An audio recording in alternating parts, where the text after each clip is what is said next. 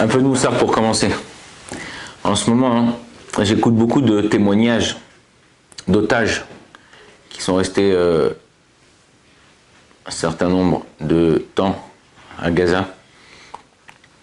Et un des témoignages qui m'a percuté, c'est le témoignage de Noa Zahavi. Noa Zahavi, je ne sais pas si vous vous rappelez, tout au début de la guerre, c'est une jeune fille qu'ils ont kidnappée. Je crois que sa maman ou son papa, il est français. Et il avait opéré à Gaza. Il avait mis un truc en fer comme ça sur la main, sur le bras. Et elle raconte tout ce qu'elle a vécu là-bas, tout ça. Et une des choses qui m'a percuté, ils lui ont posé la question, mais à quoi tu pensais quand tu étais là-bas? À quoi tu pensais? C'est quoi la chose qui t'a donné de l'espoir ou qui t'a fait voir ou croire que tu allais peut-être un jour sortir? Elle a dit chaque jour, je pensais à ma sortie.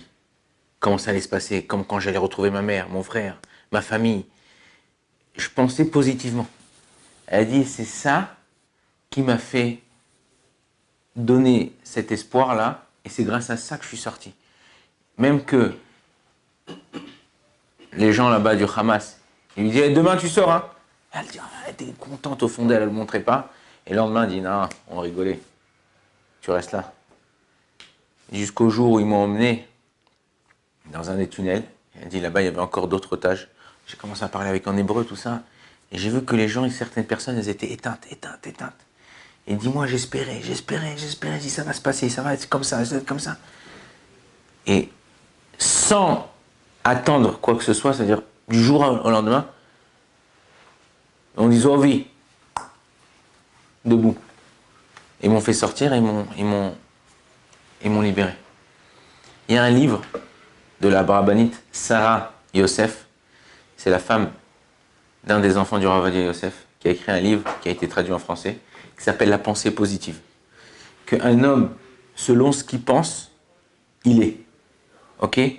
La pensée, elle t'emmène où tu penses. Dire que tu penses à être un jour, je sais pas, à Honolulu, ben un jour tu arriveras à Honolulu. Pas possible. J'ai une amie de ma femme qui a lu ce livre, et après avoir lu ce livre, elle habitait dans un appartement. Elle voulait retaper, refaire des travaux, tout ça et tout, mais au niveau financier, ça allait pas. Enfin, et depuis qu'elle a lu ce livre, elle pensait tous les jours, ouais, regarde, là je vais faire la cuisine, là je vais arranger comme ça, là je vais faire ça, là je vais faire un bar, là je vais ouvrir la terrasse, Et comme ça pendant 6 mois. Au bout de 6 mois, ils ont une somme qui est tombée, tout de suite, ils ont appelé un kablan, un entrepreneur, on dit on veut faire comme ça, Et elle a eu la maison qu'elle voulait, qu'elle imaginait. La pensée, elle est très forte. Très forte. Et c'est ça. C'est quoi?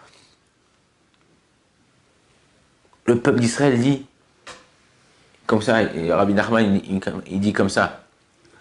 Im yesh migvé, yesh tikvé. S'il y a le migvé, il y a la tikva. Et le migvé, c'est quelque chose qui vient te purifier. C'est quelque chose qui vient te enlever toutes tes souillures, toutes les clipotes, toutes les mauvaises choses qui sont en toi. Il vient te réparer. Il faut faire tchouva, il faut avancer, il faut avoir... Mais quand tu penses positivement, tu penses bien, essaye de voir, de faire d'un bon côté, tu verras que les choses, elles changent et elles t'emmèneront à réaliser tes rêves. Mais il faut penser positivement. Pas dire, ouais, mais j'arriverai jamais, mais je pourrais pas le faire, mais non, regarde, lui il l'a fait, il a pas réussi. Non, il faut savoir quelque chose. Quand tu penses bien, ça se passera bien. Comme ça il disait Rabbi Lubavitch. Pense bien, ça se passera bien. C'est ça la pensée positive. Essayez de voir les choses. Et c'est pas la première que j'entends comme ça, que j'ai entendu d'autres.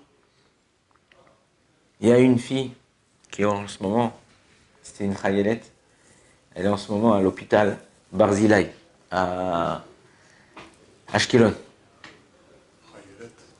Chayelette, c'est une soldate, une fille soldat. Elle était dans la base à la frontière de Gaza lorsqu'ils l'ont envahi. Quand elle a entendu des tirs, des machins, tout ça, elle a mis son casque, elle a mis son truc, elle a essayé de sauver des gens, Elle a sauvé certaines personnes. Et dès qu'elle est sortie pour aller voir ce qui se passait, il y a un sniper. Elle raconte, elle est encore vivante, Baruch Hashem, c'est un miracle. Elle a reçu une balle ici. La balle, elle est passée, elle a fait le tour du cerveau, mais elle n'est pas rentrée dans le cerveau. Elle s'est arrêtée ici. Ils l'ont opérée. Elle est restée un mois peut-être dans le coma, enfin. Et Baruch Hashem, elle s'est réveillée, ils l'ont opérée, ils l'ont enlevée, ils ont montré le morceau de balle. Elle parle, elle voit, d'un œil non, mais Ezrat Hashem c'est en train de s'occuper de ça. Elle marche. Et elle dit, mon but, c'était de réussir à sauver des gens. Quand tu penses bien, tu veux sauver, tu veux faire du bien, tu veux faire... Peu importe ce qui arrive, peu importe ce qui arrive. Le Ramchal, il dit comme ça, même si on te fait rentrer au Gehinam, mais tu penses, tu as de la tikva, tu as de l'espoir, tu sortiras même du Gehinam, tu sortiras même de l'enfer. C'est pour ça qu'on dit comme ça, Lishua Techa Kiviti Hashem. On l'a lu dans la paracha la semaine prochaine, mais on le lit tous les soirs dans Kriyat Shema Lamita. Et là-bas, il y a écrit comme ça, quand même, quand vous lisez, vous étudiez la Gemara. Au début, il y a le Yeratson, et aussi, on dit Lishua Techa Kiviti Hashem, il dit de dire à l'endroit, à l'envers, dans tous les sens. Et le Rabbi Biderman, Rabbi Elimelech Biderman, il dit comme ça. Il dit, pourquoi on dit dans tous les sens? Il dit ça, Lishua Techa Kiviti Hashem, de ta délivrance, j'ai espéré à Kadosh Baruch Hu. Espoir. Ouais. Il dit non. Il dit quand tu dis Lishua Techa Kiviti Hashem. Kiviti Hashem Lishua Techa. Hashem Kiviti Lishua Techa. Regardez, à chaque fois, dans la première lettre, dans la première phrase, Lishua Techa Kiviti Hashem. Le nom de Dieu, il est à la fin.